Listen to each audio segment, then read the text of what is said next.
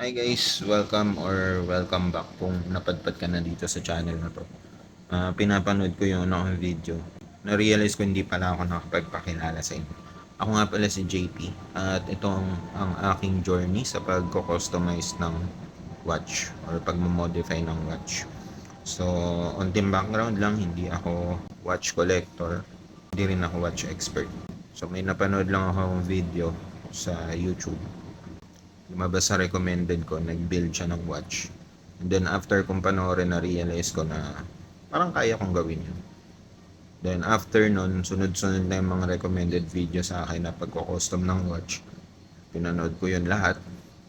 Hanggang sa finally nag-decide ako na mag-start na nga or itry na gumawa ng sarili kong watch.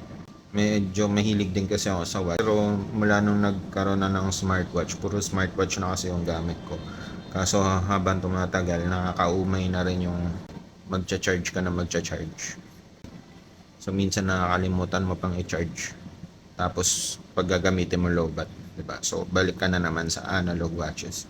So kaya finally nag-decide ako na i-try na gumawa na ng sarili kong watch. And hindi ko lang in-expect na medyo may kamahalan pala to, no? Hindi siya murang hobby. Malaki, medyo mahal. May kamahalan siya lalo na kung marami kang plano na gawing watch.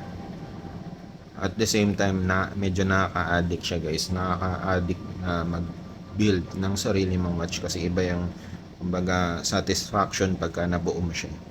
So 1 month na nakalipas mula nung ginawa ko tong unang build ko.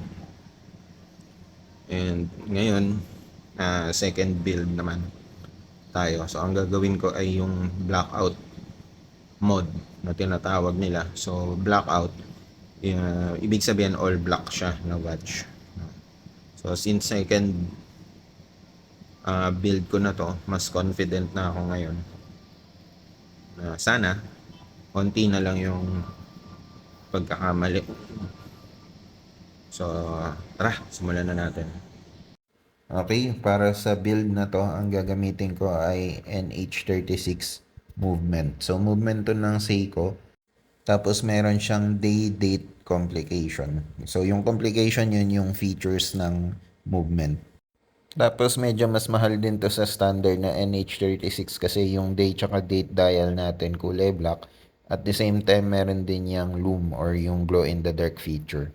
So ang unang gagawin, nag-manual wind ako para makita kung gumagana yung movement. So ayan, nag-rotate na yung balance wheel, ibig sabihin gumagana na siya. Then second step ay itetest natin kung gumagana yung day at saka date wheel. So sa first crown position, clockwise para makita kung gumagana yung day wheel, tapos counterclockwise naman para sa date. So far okay naman, gumagana naman siya. Punta tayo sa second position. So sa second position, rotate mo lang yung crown clockwise. Then gumagana naman siya, kung makikita niyo sa may gitnang part. And then pagka ni-rotate mo siya na ni-rotate hanggang sa gumalaw na yung date wheel, ibig sabihin na naka 24 hours ka na. So working naman siya, tabi muna natin yung movement. So ang next part naman natin na gagamitin, ito yung dial. So para sa dial, standard na 28.5mm lang siya. And then meron siyang day and date window. Tapos all black yung color, matte naman yung finish. At saka meron din siyang lume or yung glow in the dark niya. Pero mahina lang siya kumpara sa ibang dial. So kung makikita nyo may mga paatong dial na to. So kailangan natin siyang itutok sa may movement para makita natin kung alin yung kailangan nating putulin. Kung titingnan nyo yung movement, meron niyang mga butas. Doon mag-fit yung paanong dial. So test fit lang natin para makita natin kung alin yung mga kailangan natin putulin. So kung first time mo magko-customize or magmamod ng watch, mas maganda maglagay ka ng palatandaan kung alin yung paa na puputulin mo. Pero since feeling confident na ako dahil pangalawang mod ko na to, hindi ko na kailangan markahan. Alam ko na kung alin yung puputulin ko. So gumamit lang ako ng maliit na pliers para putulin yung mga excess na paa na hindi ko kailangan. Tapos pagkaputol ko, gumamit lang ako ng file or pangliha para lihain ko yung mga pinagputulan. Kailangan kasi flat to para lumapat siya na maigi sa movement. So, after maliha, gumamit lang ako ng, ewan ko, ibang tawag dito, puffer ba yan?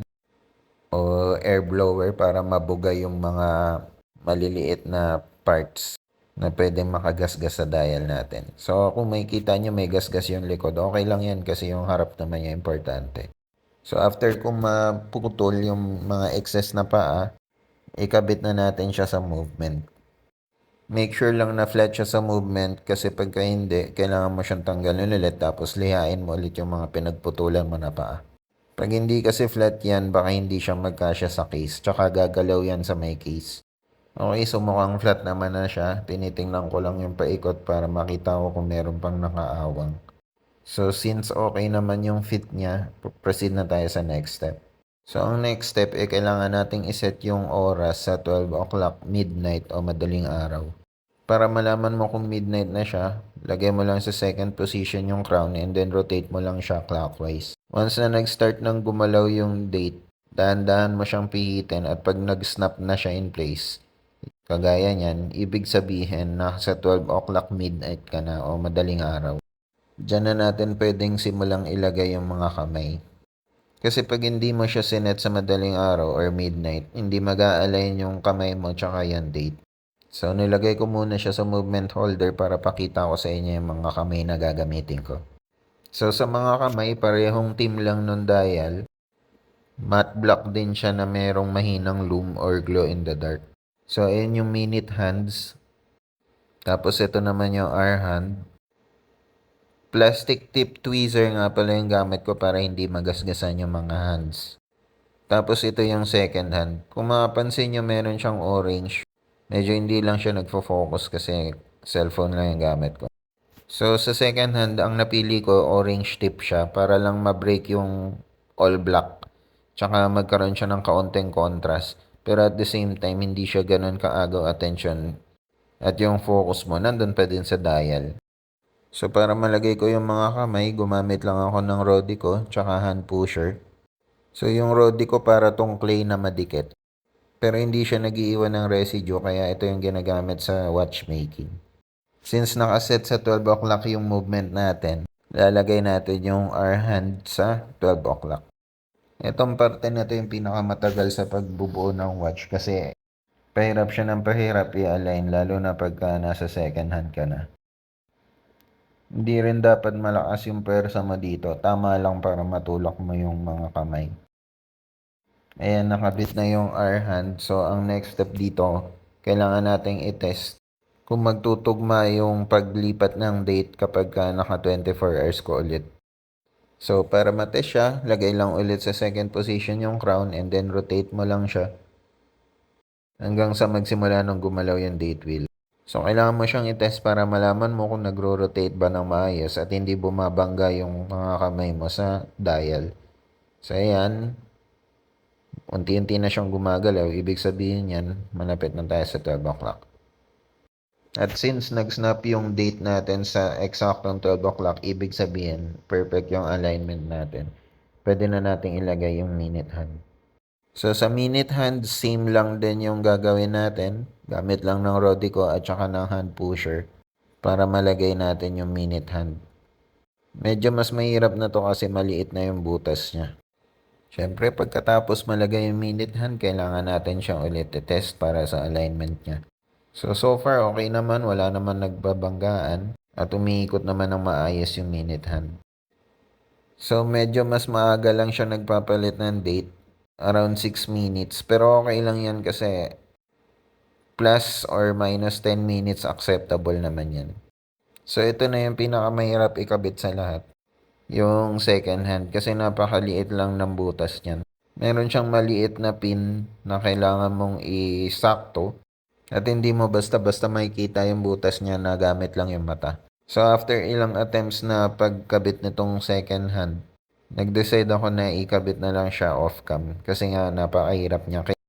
Kailangan mo talagang lumapit dito para makita mo yung pin niya. At after 15 minutes na pag-attempt ng pagkabit na second hand, finally nakakabit ko na din siya. So, kailangan na nating i-test ulit yung alignment at make sure na walang nagbabanggaan ng mga kamay at saka dial. Pinaklas ko din pala yung minute hand tsaka yung hour hand bago ko kinabit yung second hand para ma-realign ko siya. So, tignan natin yung alignment ngayon. So, ngayon naman, around 3 minutes delay bago tuluyan nagpalit yung date wheel. Mas okay na yun kaysa sa kanina na 6 minutes. So, pinush ko na yung crown sa pinaka-neutral position niya para umandar na yung second hand. Para matest na din natin kung hindi nagbabangga yung second hand sa ibang hand. Habang inaantay ko, nilinis ko ng Rodi ko yung ibang mga parte ng dial kasi meron siyang kasi nagkaroon siya ng smudge doon sa dial dahil sa gamit kong gloves. Kaya kung mapapansin nyo, nagpalit na din ako ng gloves. So far so good, okay naman yung ikot ng second hand. At hindi naman siya nagtama doon sa ibang mga hand. Hindi siya humihinto. Meaning ayos yung pagkakabit natin. So, next step na tayo.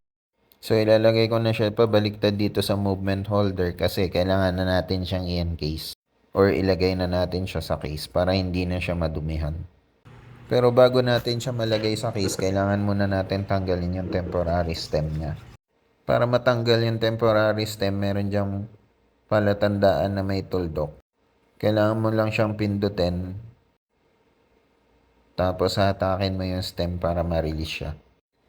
At pwede na natin siyang i-encase. So since blackout watch nga yung gagawin natin, syempre black din yung case na gagamitin. Ito nga pala ay sapphire glass. Tapos yung bezel niya hindi pa yan nakakabit. Pero ceramic bezel yan na matte black din. So itatabi muna natin yung bezel. Tapos exhibition back natin to para makita natin yung rotor. Para kasi sa akin mas maganda yung mga exhibition back para sa automatic movement. So unscrew ko lang yan tapos tinanggal ko yung o-ring or yung gasket. Tapos ilalagay ko lang siya sa may lubricator para sa additional waterproofing. So yung sponge na yan, basa ng oil yan or silicone oil ba yan? Hindi ko alam. Then ikot-ikot lang siya para malubricate and then itabi mo muna. So yung watch case may kasama rin yung spacer para maganda yung fit noong movement sa loob ng watch. So tinabi ko muna siya and then kung makikita nyo yung case ko, merong mga smudge or mga fingerprint. Kaya nilinis ko siya ng microfiber cloth. Importante na maalis nyo yung mga smudge or mga fingerprint ng watch glass. Kasi kapag ka inassemble mo na yan at sinara mo na yan, mahirapan kang tanggalin yan ulit. So, ready ko nang ilagay sa case. So, gumamit muna ulit ako ng air blower para siguradong walang dust na mapupunta sa case at saka sa movement. So, pati yung case nila, ginamitan ko na din ng air blower yan. Then, dahan-dahan ko siyang ibababa sa movement para ma-encase ko na yung movement at hindi ko na siya kailangan galawin pa. Pagka-encase, babaliktarin ko lang siya. Tapos gagamit ako ng tweezer para maitulak ko yung mga gilid at make sure na naka-flat siya. So gamit din yung tweezer para ma-align ko siya doon sa may crown. Once aligned na siya at happy na ako sa alignment niya, pwede ko nang i-unscrew yung pinaka-crown. So screw-in crown tong case natin, additional waterproofing din yan. Pag bumili ka ng movement, meron na siyang kasamang stem pero mas maganda pa rin na meron kang mga extra stem kasi puputulin mo siya. Pag nagkamali ka ng putol, hindi mo na siya magagamit. Kailangan mo nang gumamit ng iba. So, ang gagawin ko, i-screw ko na yung crown dito sa stem na kasama niya. After ma-screw ng crown, itutulak ko lang siya papasok doon sa movement para ma-engage yung mechanism. So, pagkapasok ng stem, kailangan mo lang i-test kung talagang pasok siya. So, lagay mo lang siya sa second position, tapos try mo i-control yung kamay. Pag nagagalaw siya, ibig sabihin okay na siya. Pwede mo na ngayong simulan sukatin yung stem kung saan mo siya puputulin. So, gamit ang caliper, sinukat ko lang mula doon sa dulo ng crown hanggang doon sa part sa pinakabungad na ang pag-i-screwhan mo ng crown. So, sa measurement ko, 5.4 mm. Next step, kailangan ko ulit tanggalin yung stem. Unscrew yung crown. Tapos, markahan yung 5.4 mm doon sa may part na kung saan nai-screw yung crown. So once na puputulin mo siya, mas maganda na unti-untiin mo siya na putulin, hindi yung buong 5.4 agad. Simulan mo sa 5 o kaya 5.2. Kasi once na napasobra yung putol mo dito, hindi mo na magagamit yung stem. So para maputol, gumamit lang ako ng mini pliers. At after putulin, ginamitan ko lang siya ng file o liha para maging smooth yung dulo ng stem at hindi masira yung crown ko kapag kinabit ko na siya. After maliha, ikabit lang ulit yung crown and then test fit na natin. So itatry ko na siyang screw yung crown at kung makikita nyo may awang pa siya. Ibig sabihin hindi pa tama yung sukat. So kailangan ko ulit tanggalin yung stem, magputol ulit ng kaunti at then itry na naman. Hanggang sa totally mag-flat na o mag-flush na doon yung crown doon sa ating screw. So after ilang trial and error, after ilang putol, finally nag-fit na siya doon sa at wala nang awang. Pero kailangan ko ulit tanggalin yung stem at disassemble siya para malagyan ng Loctite yung crown. So in-unscrew ko lang yung crown, tapos nilagyan ko lang ng Loctite yung stem. Ito yung magdidikit noong crown sa stem natin para pag inikot mo siya hindi matatanggal yung crown. After lagyan ng Loctite, screw lang ulit yung crown. Then punasan yung excess na Loctite. Tapos pwede nang ikabit ulit yung stem at i-screw na natin yung crown. Pagka naka-screw na yung crown, pwede na nating ikabit yung case back. So again, meron lang siya mga fingerprint kaya nilinis ko lang siya ng microfiber. So bago isara, nilagay ko na yung spacer sa loob, saka yung gasket natin na nilubricate natin. Additional waterproofing yan para hindi pasukin ng tubig. Then finally, pwede na nating screw yung case back. So make sure lang na mahigpit yung pagkakabit mo para hindi papasukin ng tubig. Gumamit lang ako ng blue rubber ball para siguradong mahigpit na mahigpit yung pagkakabit ng case back natin. Next step, kailangan ko na ikabit yung ceramic bezel. Tinanggal ko lang yung cover ng double-sided tape. Then kinabit ko yung bezel. Sinigurado ko lang na naka-align siya. And finally, nakabit ko na siya. So far, so good. Happy ako sa kinalabasan ng mod na to. Ang ganda ng pagkakamat niya. At maganda rin yung walang mga prints doon sa dial. Naging mas malinis siyang tignan. Para sa strap, gumamit lang ako ng black na silicone straps na mayroong quick release. Hindi kasi ako fan ng mga metal strap eh. Mas preferred ko pa rin yung silicone. At ito na nga yung kinalabasan. Ayos, napakaganda. Ang ganda din ng kinalabasan ng orange na second hand. Kita siya pero hindi siya ganun katingkad. Eto siya pag nakasuot, saktong-sakto sa wrist ko.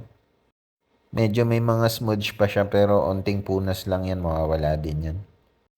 Loom test. Hindi siya ganun kaliwanag pero ang ganda ng loom niya. Tsaka yung date tsaka date, umiilaw din. Para tuloy siyang merong LED. Ayos, ang ganda. Not bad for my second build. Subscribe kayo, malay nyo magustuhan nyo rin mag-build. Usap tayo sa ganyan.